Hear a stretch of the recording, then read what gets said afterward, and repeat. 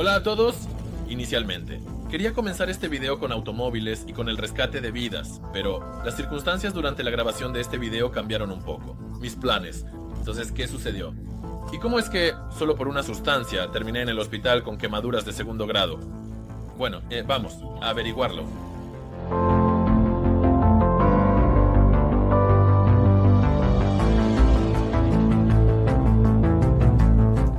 En este video les contaré sobre algunas sustancias peligrosas que nos rodean.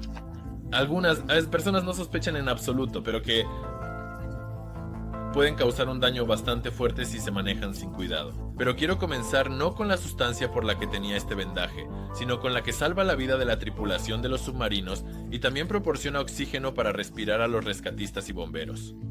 Todo esto lo hacen estos gránulos amarillentos llamados peróxido de sodio. Se puede obtener esta sustancia si se toma el metal alcalino sodio y se quema al aire. Debido a su altísima actividad química, el sodio al arder puede adherir a sí mismo hasta 2 átomos de oxígeno, formando no un óxido, sino ya peróxido de sodio. Debido al exceso de oxígeno, la sustancia obtenida es extremadamente química activa e inestable. Por ejemplo, al añadirlo al agua, el peróxido de sodio comienza a descomponerse en peróxido, hidrógeno y álcali, es decir, hidróxido de sodio. La presencia de peróxido en el agua se puede verificar si se añade una pizca de permanganato de potasio al disolvente. El peróxido del disolvente se descompondrá inmediatamente en oxígeno y agua. Por lo tanto, al almacenarse al aire, el peróxido de sodio reaccionará perfectamente con la humedad, así como con el dióxido de carbono que producimos constantemente en el proceso de respiración. Es una propiedad interesante. Todavía se utiliza en muchos submarinos, así como en algunas máscaras antigas. Pero como no tengo ninguno de los dos, para demostrar este efecto tomé un acuario común y un sensor de dióxido de carbono, que uso todos los días en casa. Como fuente de dióxido de carbono, tomé agua con gas de la tienda, que es una solución de ácido carbónico. Tan pronto como abro la botella, el ácido carbónico comienza a descomponerse al disminuir la presión, llenando el acuario con dióxido de carbono pesado, cuya presencia indica inmediatamente mi sensor. Para obtener más dióxido de carbono, simplemente vierto un poco de refresco en un vaso, y en ese momento, la alarma del sensor ya se activa, ya que más de 2000 partículas de dióxido de carbono por millón de partículas de aire ya es un nivel peligroso para los humanos. Más de 10.000 partículas por millón, o ya el 1% de dióxido de carbono en el aire, puede llevar a la pérdida de conciencia. Creo que en ese nivel es mejor detenerse. Para salvar a la tripulación imaginaria de mi acuario, que simula un submarino, y reducir el contenido de dióxido de carbono en él, simplemente espolvoreo un poco de peróxido de sodio en una bandeja. Y cubro todo esto con una tapa. Según las lecturas del sensor, se puede ver que el nivel de dióxido de carbono en el acuario comienza a disminuir bastante rápido, ya que el peróxido de sodio esparcido comienza a reaccionar activamente con el dióxido de carbono, liberando oxígeno y formando carbonato de sodio. De esta manera, si en lugar de un acuario tuviera un submarino, su tripulación podría aguantar un poco más de tiempo. Bajo el agua, utilizando los generadores de oxígeno con peróxido de sodio que se encuentran en el submarino. Este proceso se mostró de manera más dramática en la película Kursk, donde los submarinistas atrapados podían respirar gracias a estas cápsulas con peróxido de sodio.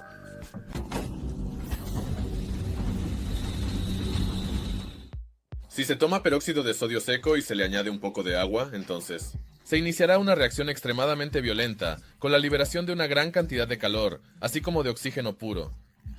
Y si se mezcla un poco de peróxido de sodio recién obtenido con algo inflamable, por ejemplo, con copos de chocolate comunes. Para el desayuno, al añadir agua, el calor liberado puede incluso hacer que la mezcla se autoinflame.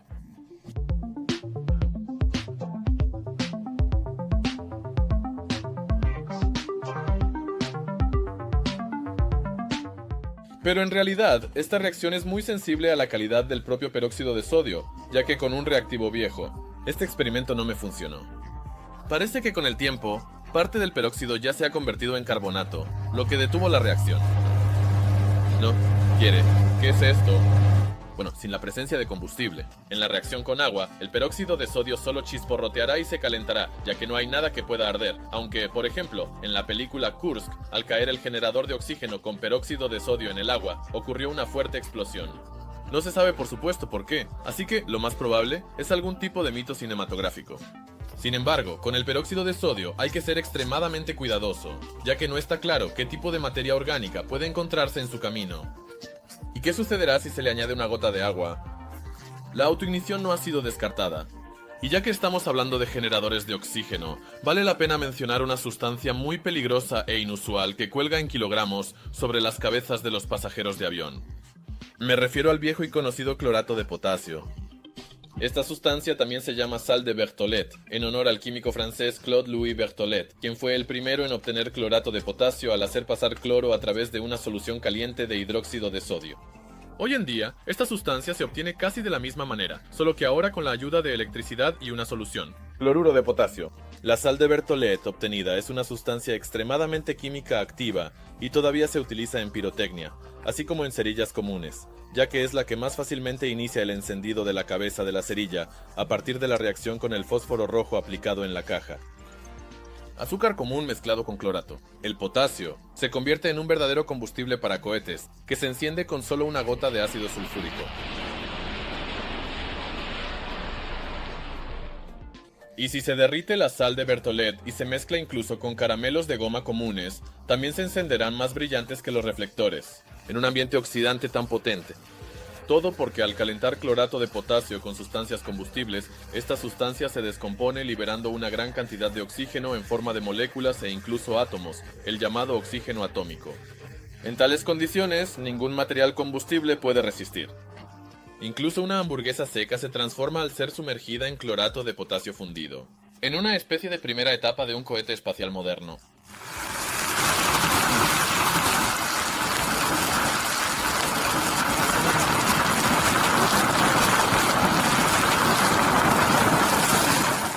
Y sí, por si acaso, diré que es mejor no repetir tales experimentos, ya que son bastante peligrosos.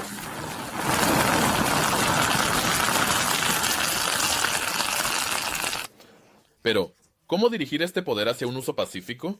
Resulta que el clorato de potasio al descomponerse puede liberar una cantidad bastante grande de oxígeno puro, con el cual incluso se puede respirar en condiciones extremas. Para demostrar esta propiedad voy a mostrar un buen experimento para ustedes. Para empezar, simplemente derretí un poco de clorato de potasio en un tubo de ensayo. A alta temperatura y después de derretirse, esta sustancia comienza a descomponerse lentamente liberando pequeñas burbujas de oxígeno. Sin embargo, esto no es suficiente. Por ejemplo, para respirar, es necesario acelerar la reacción. Para esto agrego una pizca de dióxido de manganeso al fundido, que es un excelente catalizador, es decir, puede acelerar algunas reacciones químicas. Así es aquí también. Después de añadir el catalizador, el fundido de clorato de potasio se espumó por el oxígeno liberado. Una astilla incandescente se encendía instantáneamente al sumergirse en el tubo de ensayo. Para la producción de oxígeno en grandes volúmenes, se utiliza una mezcla ya preparada de clorato, de potasio, polvo de hierro y dióxido de manganeso, en las proporciones que ves en la pantalla. Esta composición, al encenderse, inicia una reacción química autosostenida, en la cual el clorato de potasio se descompone bastante rápido, liberando volúmenes significativos de oxígeno. Por ejemplo, de 7 gramos de la mezcla se liberó más de 1 litro de oxígeno puro, que al mezclarse con nitrógeno, proporcionará hasta 5 litros de aire puro para respirar. Hoy en día, esta reacción de descomposición del clorato de potasio se utiliza en muchos generadores de oxígeno, que se colocan prácticamente en cada vuelo comercial, en lugar de los pesados y voluminosos cilindros de oxígeno. Y tan pronto como ocurre una despresurización de la cabina a bordo o algún otro accidente desde el techo, inmediatamente salen máscaras con oxígeno, obtenido de la descomposición de la buena y vieja sal de Berthollet. El oxígeno puede elevarte. Aterrizajes de emergencia en agua a 600 millas por hora, rostros en blanco, calmados como vacas hindúes. Así que al final, una sustancia bastante peligrosa incluso puede salvarte la vida. Bueno, por supuesto, con un manejo cuidadoso. Creo que, después de que hemos desglosado los generadores de gas, finalmente, deberían saber de dónde vienen estas cicatrices, porque están directamente relacionadas con los automóviles, más precisamente con las bolsas de aire, que ahora se instalan prácticamente en cada automóvil, comenzando desde principios de los años 90. En esencia, una bolsa de aire es una pequeña carga pirotécnica que siempre llevas contigo en el coche, y que en caso de accidente generará una cantidad bastante grande de gases que inflarán la bolsa y te salvarán de golpearte contra un volante bastante duro o el tablero. La sustancia principal que forma parte de la carga pirotécnica en la bolsa de aire Es una sustancia bastante tóxica e inusual. Ácida de sodio. Al encenderse, comienza a descomponerse inmediatamente en sodio metálico y nitrógeno gaseoso puro, que posteriormente infla la bolsa de aire.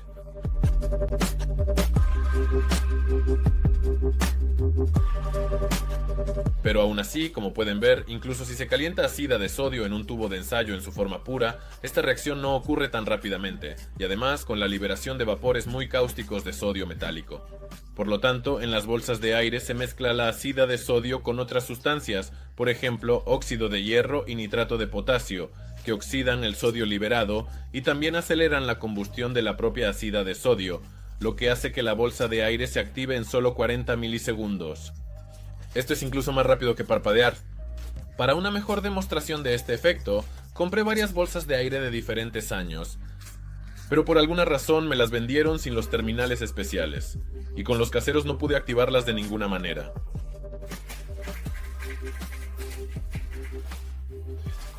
Resulta que estas bolsas tienen una protección especial que solo se desactiva al conectar los terminales originales del automóvil. Todavía me sorprendía por qué en YouTube a todos les funcionaban estas bolsas, pero a mí no. Al parecer, en otros países y talleres ya las venden con los terminales. Por eso, para darle algo de variedad al video, decidí intentar desarmar una de estas bolsas y mostrarles la rápida combustión de ese mismo combustible. Basado en ácida de sodio, al principio todo iba bien. Con la ayuda de una Dremel y un disco de diamante, hice varios cortes en el generador de gas, pero ahí el proceso se estancó de alguna manera. Luego intenté cortar todo esto con una sierra de metal común, pero eso tomaba una eternidad. Y por eso, por primera vez en mi vida, decidí violar las normas de seguridad y por el bien de mis espectadores, intentar cortar este generador de gas con una amoladora común y para mostrarles su interior. Y como pueden entender, después de solo un par de minutos de trabajar con la amoladora, las chispas generadas cayeron sobre el ácida de sodio contenido dentro del generador de gas, que en consecuencia se encendió y la bolsa de aire se activó. Los gases liberados me quemaron bastante la mano izquierda, aunque estaba con guante, pero no sé cuánto me ayudó eso. Sin embargo, del calor tan intenso, el guante prácticamente se quemó, pero alrededor de los tornillos de banco se formó un montón de residuos. De la ácida, de sodio quemado y otros productos. Por cierto, también me salvó el hecho de que llevaba gafas de protección, de lo contrario podría haberme quedado sin ojos. Pero aún así, el ojo izquierdo logró un poco. Rosar. Así que ahora entiendo por qué en todos los laboratorios es obligatorio usar gafas de protección. Por supuesto, después de tal incidente ya no pude continuar trabajando, y rápidamente fui al hospital en una ambulancia donde me atendieron un poco. Sin embargo, la mano todavía está sanando. Por cierto, me ayudó bastante bien. Una pomada con contenido de sulfadiazina de plata para quemaduras. Así que si a alguien le pasa algo, lo recomiendo. Y por supuesto, si mi mano quemada no te convenció, nunca intentes desarmar airbags que no se han activado, ya que las normas de seguridad están escritas con sangre, incluida la mía. Aún tuve suerte de no haber inhalado el polvo de la ácida de sodio no quemado de esa bolsa de aire, ya que en toxicidad es comparable al cianuro de sodio, uno de los venenos más potentes. Después del incidente aún se derramaron algunas tabletas de combustible medio quemadas de la cápsula a base de ácida de sodio que al encenderse se convertían en verdaderos cohetes. Pero no creo que obtener esas tomas valiera la pena, por mi mano quemada. En resumen, es mejor no repetirlo. Sin embargo, si se hace todo según las reglas, hoy en día la ácida de sodio puede fácilmente salvarte la vida si accidentalmente tienes un accidente. Sin embargo, hoy en día muchos fabricantes de automóviles están comenzando a dejar de usar la bastante tóxica e insegura ácida de sodio en los airbags, y la están reemplazando por compuestos pirotécnicos menos tóxicos. Bueno, creo que ahora saben lo que me pasó durante la grabación de este video. La sustancia, que se suponía que me salvaría en una situación determinada al no seguir las técnicas de seguridad, en cambio me perjudicó. Pero, y las técnicas de seguridad están ahí para ser seguidas. Así que no repitan mis errores. Bueno, para la siguiente sustancia parece que escribieron las técnicas de seguridad, pero olvidaron aclarar algunos puntos. Y por eso probablemente está prohibida en algunos países. Estoy hablando del viejo y conocido permanganato de potasio, que también puede causar muchos problemas si no se maneja correctamente. Desde el punto de vista químico, el permanganato de potasio es un oxidante muy fuerte, es decir, puede quitar fácilmente electrones de los átomos de otras sustancias. Por ejemplo, al mezclar esta sustancia con glicerina de la farmacia, incluso a temperatura ambiente, el permanganato comienza inmediatamente a oxidar los átomos de carbono en la glicerina, elevando la temperatura hasta que la mezcla se autoinflame. Esta propiedad oxidante del permanganato de potasio ha sido muy útil en la medicina, ya que esta sustancia puede oxidar átomos no solo contenidos en azúcares o alcoholes, sino también aquellos que componen diferentes microorganismos, como las bacterias. Por lo tanto, una solución diluida de permanganato todavía se utiliza para desinfectar algunas heridas y la piel. Además de su uso en la medicina, el permanganato de potasio también se puede utilizar para algunos experimentos hermosos, como la famosa reacción del semáforo, en el cual a la solución diluida de permanganato le añado un poco de solución de azúcar con álcali, después de lo cual el permanganato de potasio se convierte en manganato, que luego es reducido por el azúcar a un dióxido de manganeso amarillento y semitransparente. Además de esto, existe otro experimento interesante que involucra permanganato de potasio. Para esto lo mezclo con ácido sulfúrico, obteniendo un oxidante muy potente, el óxido de manganeso 7. Si tomas una vela común, la mojas con alcohol y la tocas con un palito. Con el óxido de manganeso 7, la vela se encenderá como si fuera por sí sola. Un experimento bastante inusual, pero con este óxido de manganeso 7 hay que ser extremadamente cuidadoso. Una pequeña gota de alcohol derramada en un recipiente con esta sustancia puede provocar un incendio accidental, así que es mejor no intentarlo. Sin embargo, además de su uso pacífico en algunos países de la ex-URSS, algunos químicos aficionados usaban permanganato y comenzaron a mezclarlo con su ayuda. Algunas sustancias divertidas, por ejemplo efedrona. Debido a esto, el permanganato ahora está prohibido en algunos países. Y solo se puede comprar con licencia o en forma diluida, por ejemplo, con dióxido de silicio. Con tal mezcla ya no se pueden crear sustancias divertidas. El permanganato de potasio se obtiene de una manera bastante simple. Para esto se toma una mezcla de dióxido, manganeso y potasio. Se funde con nitrato de potasio hasta formar un líquido homogéneo, después de lo cual se añade hidróxido de potasio al fundido. En este proceso se forma un compuesto verde de manganeso en el fundido, específicamente manganato de potasio. Y para convertirlo en el familiar permanganato violeta, el manganato solidificado se disuelve en agua y se añade un poco de solución de bicarbonato de sodio común, que cambia ligeramente la acidez de la solución y convierte el manganato en permanganato. De esta manera, se puede obtener una solución diluida de permanganato, por ejemplo, para la misma reacción del semáforo. Pero ya no se puede sintetizar permanganato puro de esta manera. Pero tal vez sea para mejor. Bueno, creo que para terminar, puedo contarles sobre otra sustancia inusual que algunos de ustedes incluso consumen y ni siquiera se dan cuenta de lo peligrosa y útil que puede ser al mismo tiempo. Me refiero a los botes de crema batida que todos conocen, dentro de los cuales, como propulsor, se encuentra óxido nitroso disuelto en la crema o gas hilarante. Al presionar la válvula, la presión en la boquilla del bote cae bruscamente, lo que hace que la crema se espume rápidamente, por el óxido nitroso que sale de ellas, lo que convierte la crema normal en un manjar aireado. Y sí, aquí se utiliza óxido nitroso, no dióxido de carbono, como algunos podrían pensar. Bueno, en serio, ¿alguna vez han probado crema batida con dióxido de carbono común? Eso es imposible de comer, es agrio. A la venta, además de los botes de crema listos, también se venden sifones especiales para pasteleros. Solo necesitas verter crema dulce en él, enroscar un cartucho de óxido nitroso y después de un par de movimientos ya tengo crema batida como la de la tienda. El óxido nitroso se utiliza aquí no solo porque es insípido, sino también porque se disuelve perfectamente en la grasa que contienen las cremas. Además de los fines culinarios, a menudo, los corredores también utilizan óxido nitroso en sus automóviles para acelerar el funcionamiento del motor y así obtener una ventaja en la carrera. Pero, ¿cuál es el peligro de este gas? El problema es que, al igual que en el motor de un automóvil, al mezclar óxido nitroso con alguna sustancia inflamable, puede acelerar significativamente su combustión, lo cual no siempre es deseable. Por ejemplo, si en un tubo de ensayo grande se obtiene un poco de óxido nitroso mediante la descomposición de nitrato de amonio, entonces una astilla encendida en tal atmósfera se encenderá fácilmente, ya que el óxido nitroso es un oxidante bastante fuerte, solo un poco más débil que el oxígeno puro. Por lo tanto, incluso soplando óxido nitroso a través de un simple macarrón, se puede obtener algo similar a un motor de cohete híbrido. Un tubo de silicona común también aceleró significativamente su combustión en el flujo de N2O, y un tubo de vinilo brilló más que una soldadura.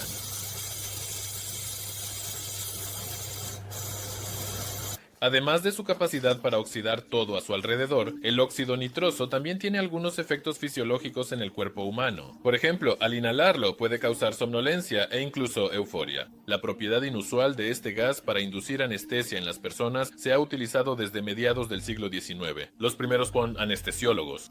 Bueno, ¿y la euforia era algo así como un efecto secundario? Creo que has oído hablar de esos globos divertidos en las discotecas y clubes. Sí, era el mismo óxido nitroso que al inhalarse causaba euforia. Pero creo que sé que en Rusia también prohibieron esta sustancia. Y por cierto, es bueno porque el óxido nitroso es bastante peligroso al inhalarse. Especialmente para el cerebro.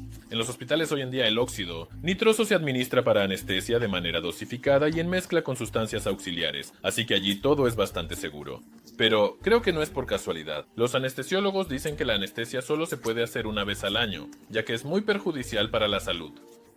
Bueno, creo que después de ver este video, ahora saben sobre algunas sustancias peligrosas que nos rodean y de cuya existencia ni siquiera sospechaban. Y también aprendieron que incluso profesionales como yo pueden cometer errores y a veces descuidar las normas de seguridad. Pero a ustedes, ¿hacer algo así? No se lo recomiendo en absoluto. Bueno, si les gustó este video, como siempre, no olviden darle un like y suscribirse al canal para descubrir muchas más cosas nuevas e interesantes.